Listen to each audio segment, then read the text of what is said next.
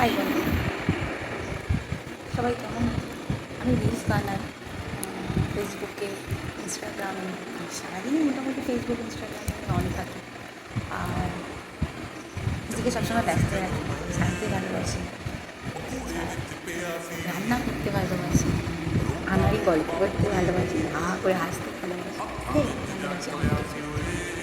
কিন্তু এই কদিন ধরে ইনস্টাগ্রাম এবং ফেসবুকে কিছু সতর্কতামূলক ভিডিও দেখছি, যেটা দেখে আমার খুব ভয় হচ্ছে। স্বাভাবিক, আমি রিলস বানাই, অ্যাক্টিভ একজন ফেসবুকে, অ্যাক্টিভ একজন মানুষ। হ্যাঁ, হয়তো আমার প্রচুর লাইকস আসে না, কিন্তু আমি অ্যাক্টিভ। আমি সবসময় ফেসবুক, ইনস্টাগ্রামে থাকি এবং ভিডিও করি, রিলস বানাই। সেক্ষেত্রে আমার একটু ভয় হচ্ছে যে সতর্কতামূলক ভিডিওগুলো কিসের জন্য, বা মেবি আমারই জন্য হয়তো হয়তো মেনে চললে আমার হয়তো কাজে লাগে। কিন্তু আমার একটা প্রশ্ন, জিজ্ঞাসা, সবার কাছেই জিজ্ঞাসা, যারা যারা জানো বা জানো না দেখতে পারবে, দেখবে, যারা জানো তারা উত্তর দেবে। প্রথম প্রশ্ন হচ্ছে, এই যে সবার কাছে শুনছি ফেসবুকে রিচ ডাউন হয়ে যাচ্ছে, রিচ ডাউন হয়ে যাচ্ছে, এইটার মানে আজ ধরুন কমসে কম 8-9 বছর আমি ফেসবুক করছি, ঠিক আছে। রিচ ডাউন ব্যাপারটা আমি বুঝতে পারছি যে রিচ কোনটা ডাউন, হয়তো কম লাইক আসার তাকে রিচ ডাউন বলা হচ্ছে। কিন্তু সেক্ষেত্রে ভিডিও ইনসাইট যদি দেখা ইনসাইট যদি দেখা হয়, মানে সেখানে যেটা পোস্ট করছি সেটা ইনসাইট যদি আমি দেখি, তাহলে দেখা যাবে অনেক লোকে এসে আমার প্রোফাইল রিচ করছে। লাইক হয়তো সে তারা দিচ্ছে না, কিন্তু প্রোফাইলে এসে আমার ফটোটা দেখছে, কতগুলো লোক ফটো দেখছে। এখন তো ফেসবুক অনেক উন্নত, সেক্ষেত্রে কতগুলো লোক আমাকে দেখছে, কারা আমাকে লাইক দিচ্ছে আমি সবই দেখতে পাচ্ছি। তাহলে রিচ ডাউন আমি কী করে বলবো, কী হিসেবে রিচ ডাউন বলবো আমি বুঝতে পারছি। আরও একটা প্রশ্ন হচ্ছে, নিজে কোনো ভিডিও বানালে বা রিলস বানালে সেটা নাকি নিজের প্রোফাইল থেকে দেখা যাবে। এটা কেমন কথা? আমি যদি নিজে ভিডিও করলাম, আমি সেটা ফেসবুকে দিলাম বা ইনস্টাগ্রামে দিলাম, যেখানেই দিলাম, সেটা আমি দেখব না। তাহলে আমি বুঝবো কী করে আমার কোনটা ভুল হলো, কোনটা ঠিক হলো, বা কটা কমেন্ট এলো তাদের উত্তর দেবো, বা আমার এই জায়গাটা একটু খারাপ হয়েছে, এই জায়গাটা আমার পরে ভালো, আমি দেখবো না কেন, এটা আমি জানি। আরও একটা হঠাৎ হচ্ছে যে নিজের ভিডিও বা রিলসে বা ফটোতে লাইক দেওয়া যেত, তাহলে নাকি রিচ কমে যাবে। আমি যদি আমাকেই প্রথমে না ভালোবাসি, আমি যদি আমাকেই না প্রথমে ভালো দেখতে পারি, আমি কী করে অন্যকে ভালোভাবে দেখি?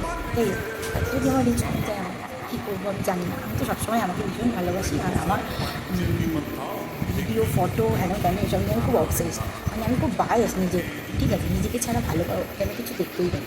আমি হয়তো অত ভালো নই, কিন্তু আমার কাছে আমি খুব ভালো। এটাই হচ্ছে কথা। আর একটা কথা হচ্ছে,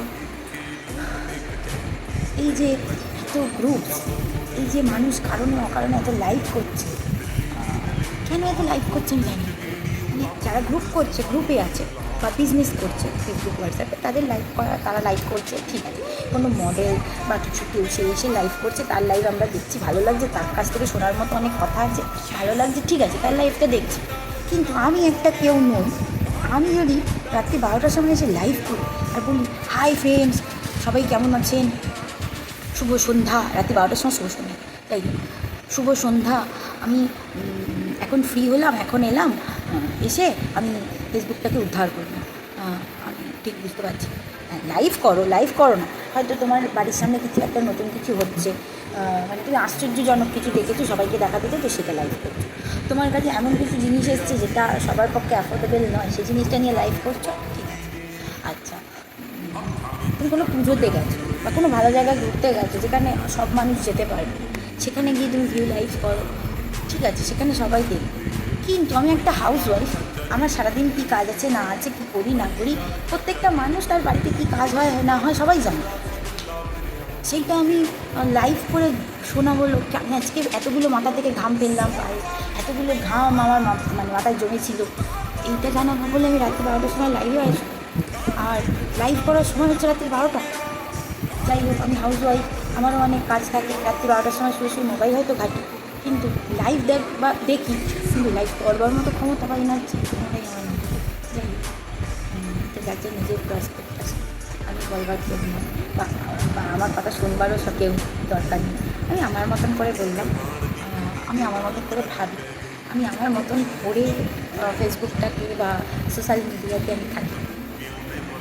কেউ যদি আমাকে রুলস শিখিয়ে দেয়, একমাত্র হ্যাঁ, ফেসবুক হোয়াটসঅ্যাপ যদি আমাকে রুলস শিখিয়ে দেয় আমি নিশ্চয়ই সেটা মেনে নেব, কিন্তু 4-5 জন রুলস শিখিয়ে দেবে, আমি সেই রুলসটা কতটা কি মেনে ফেলতে পারবো আমি জানি না।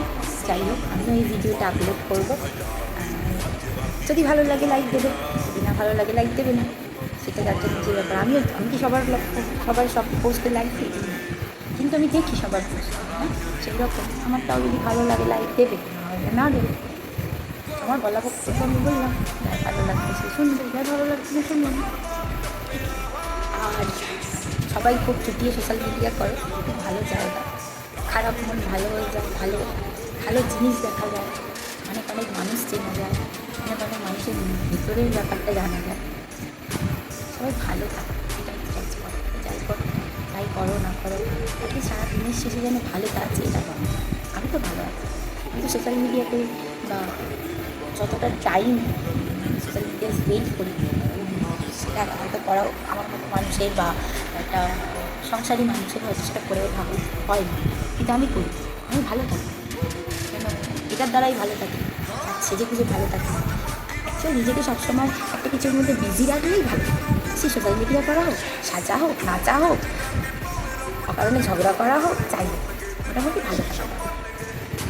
ঠিক আছে, চলো, আমরাও ভালো আছি, আমিও ভালো আছি, সবাই ভালো থাকি, এইভাবেই ভালো দেখে ভালোবেসে ভালোভাবে